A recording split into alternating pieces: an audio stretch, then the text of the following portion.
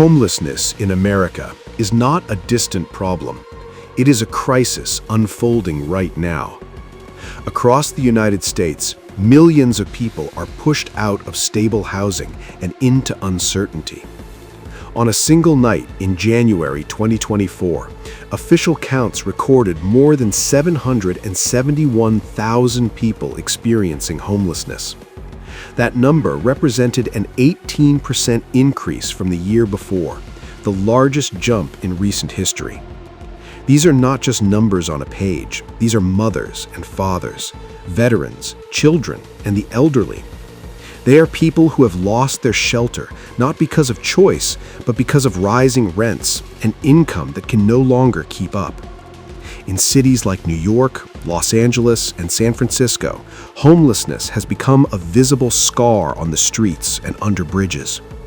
To understand the scale of this crisis, consider this.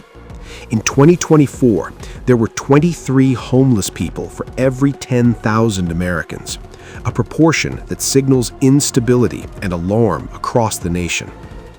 The majority of those without homes are not living in emergency shelters or transitional housing. Even though shelters help many, a shocking portion, more than one-third, are unsheltered, sleeping outdoors, in cars, under overpasses, or in abandoned buildings unfit for human habitation. Every year, tens of thousands more Americans enter homelessness for the first time. Families with children have seen some of the largest increases, with hundreds of thousands of kids caught in unstable housing situations. And while veterans once represented a large share of the unhoused population, targeted programs have slowly reduced veteran homelessness, even as the overall crisis worsens. The reasons are complex and deeply rooted in economic forces. Housing costs have skyrocketed, often growing faster than wages. Millions of Americans work full-time jobs, yet still cannot afford rent.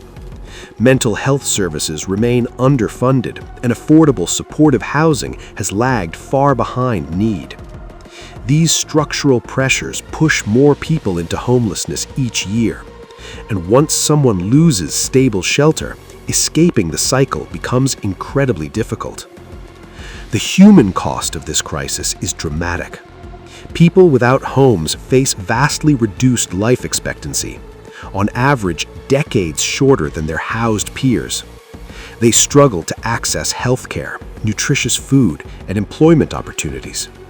Children experiencing homelessness often fall behind in school and suffer trauma that affects them for life.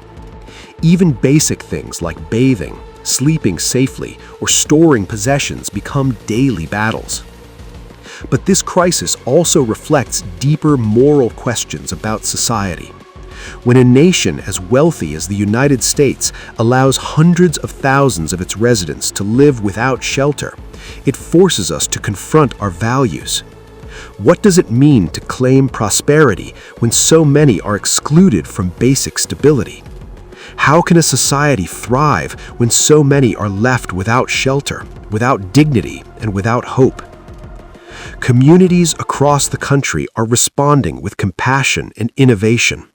Nonprofits, volunteers, and activists are opening warming centers, building tiny home villages, and pushing for policies that prioritize stable housing over punitive measures.